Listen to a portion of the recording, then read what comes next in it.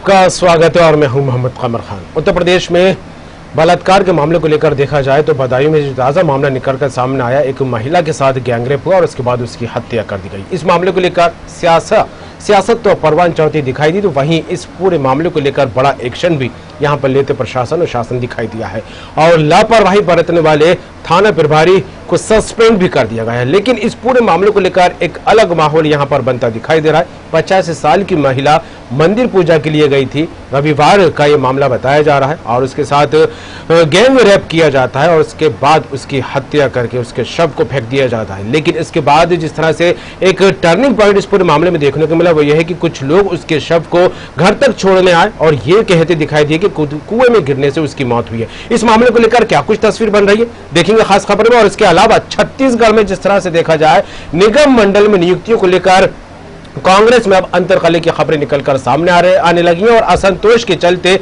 यहां पर जो कार्यकर्ता और नेताओं में काफी नाराजगी भी देखने को मिल रही है। इसके अलावा विधायक भी काफी खफा से नजर आने लगे और इसको बीजेपी ने मुद्दा बनाया कांग्रेस पर और भूपेश बघेल सरकार पर हमलावर होती दिखाई दे रही है। क्या बन रहा है छत्तीसगढ़ में माहौल, इस पर भी करेंगे बात खास खबर में।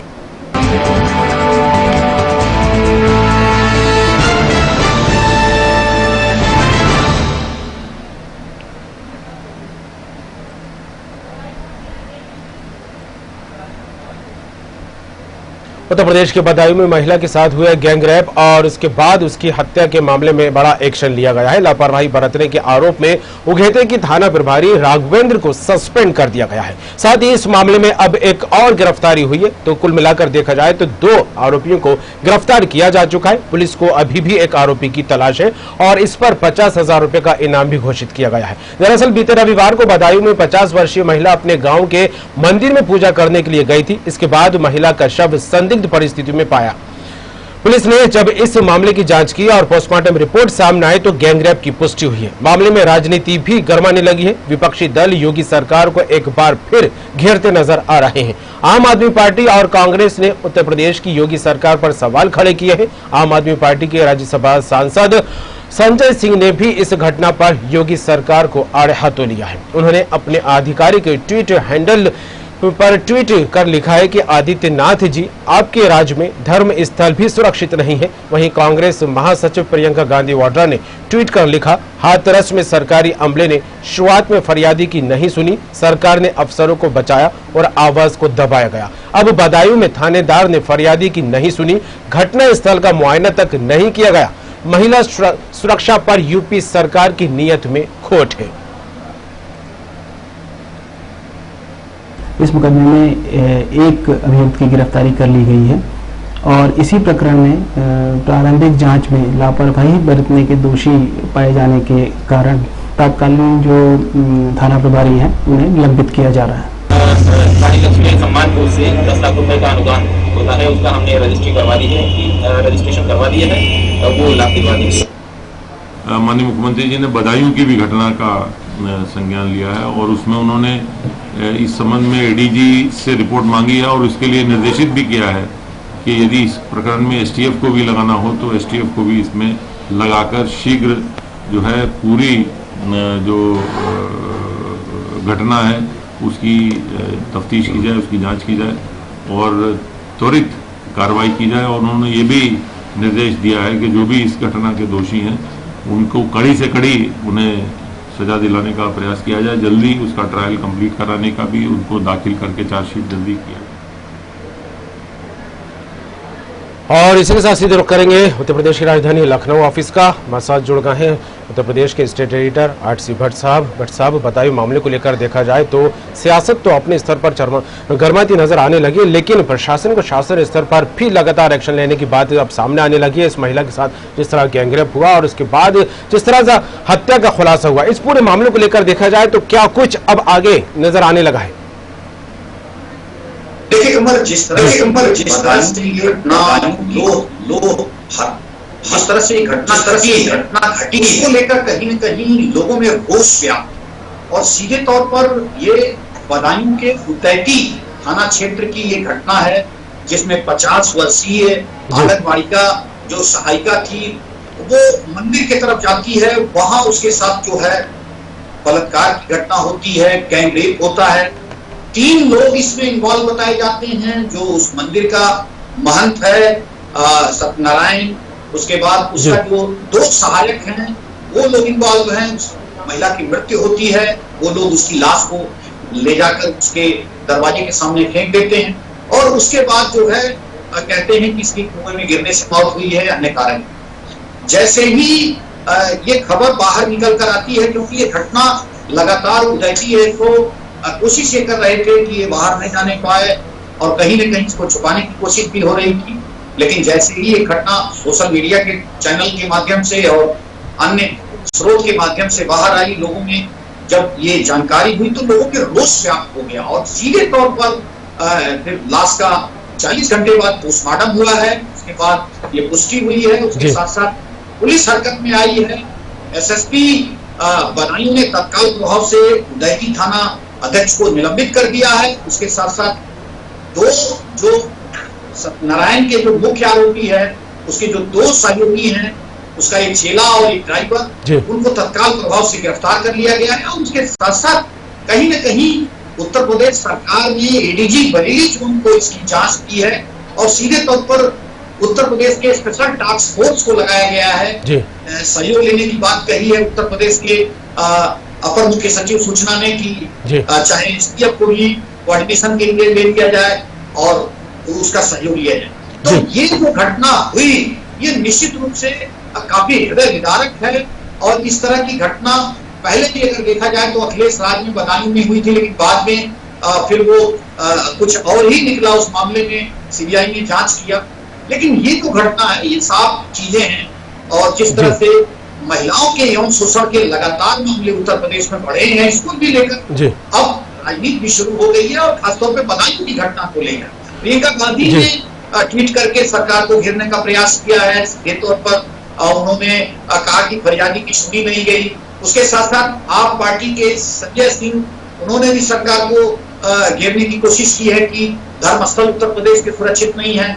उसके साथ साथ कहीं न कहीं ये कानून व्यवस्था से जुड़ा हुआ प्रश्न है। लगातार हम अपने चैनल के माध्यम से इस तमाम मुद्दों को, खासतौर पे महिलाओं के यौन शोषण के मुद्दों को लगातार हमने उठाया था और आज भी उसी मुद्दे को लेकर हम अपने व्यूअर्स को बताना चाहेंगे कि ये कहीं न कहीं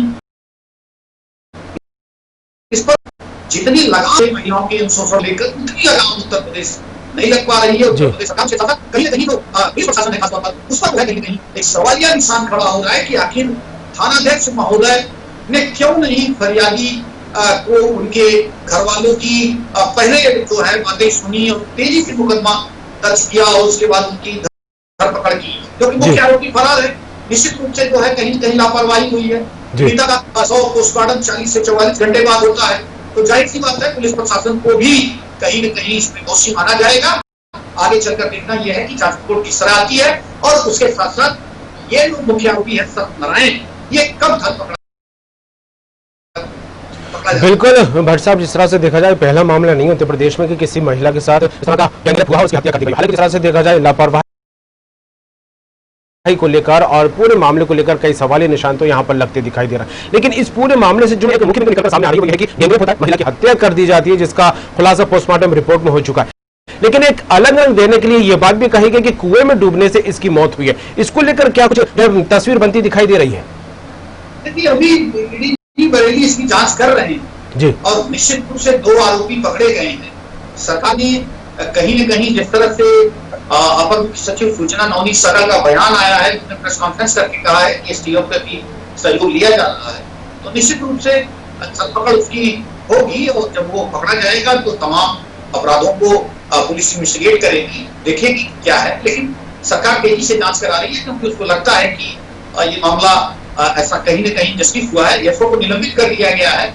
एसपी को भी उत्तर प्रदेश के गृह मंत्रालय से कड़ी ताकीद की गई है और निश्चित रूप से जो है ये कहीं न कहीं पुलिस के लोकल स्तर पर ये फेलियर का मामला है और जिस तरह से न्याय मिलना चाहिए यौन शोषण के मामले में महिलाओं को या उनके परिवार को नहीं मिल पाए।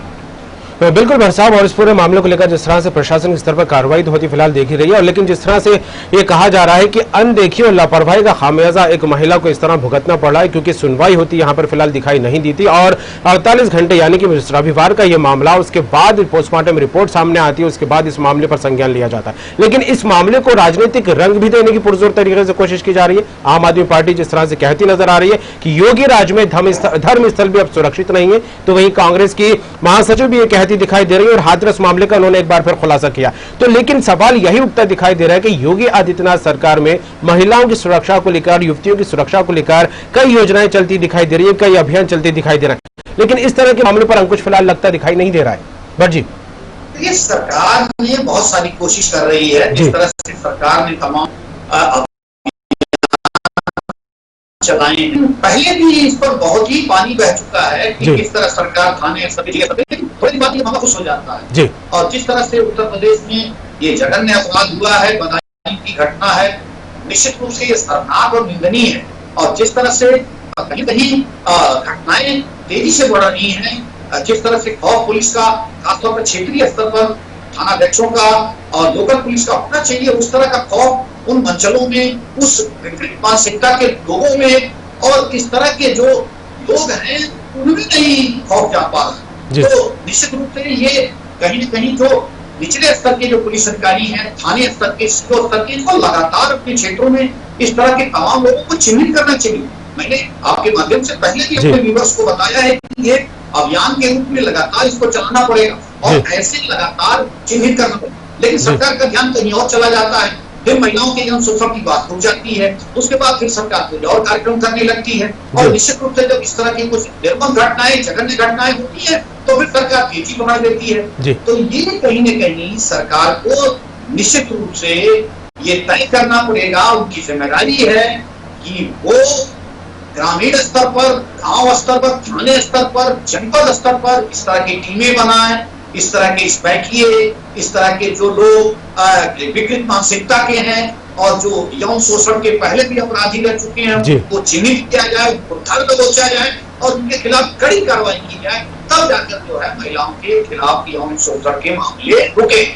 बिल्कुल भट्ट साहब, जिस तरह से मामले लगातार निकलकर उत्तर प्रदेश में सामने आ रहे हैं, उसको लेकर यही कहा जा सकता है कि एक पुख्ता रोडमैप की जरूरत है, एक ऐसे अभियान, एक ऐसे कदम की जरूरत है जिसको लेकर अपराधियों में खौफ तो पैदा हो और महिलाओं की सुरक्षा भी होती यहाँ पर दिखाई दे। फिलहाल जुड़ने के लिए तमाम बात के लिए आपका बहुत बहुत शुक्रिया। तो जिस तरह देखा जाए, बदायूं मामले को लेकर एक बार फिर यहाँ पर सियासत गर्माती दिखाई दे रही है, लेकिन इस सियासत के बीच जिस तरह से प्रशासन स्तर पर देखा जाए तो गंभीरता से कदम उठते अब दिखाई देने लगे। पोस्टमार्टम रिपोर्ट के आधार पर आगे की कार्रवाई होती यहाँ पर दिखाई देने लगी और यह भी कहा जा रहा है कि अब एसटीएफ की मदद भी ली जा सकती है। फिलहाल देखने वाली बात होगी इस पूरे मामले को लेकर आगामी दिनों में क्या कुछ कार्रवाई होती है और किस तरह का यह मामला रंग लेता दिखाई देता है।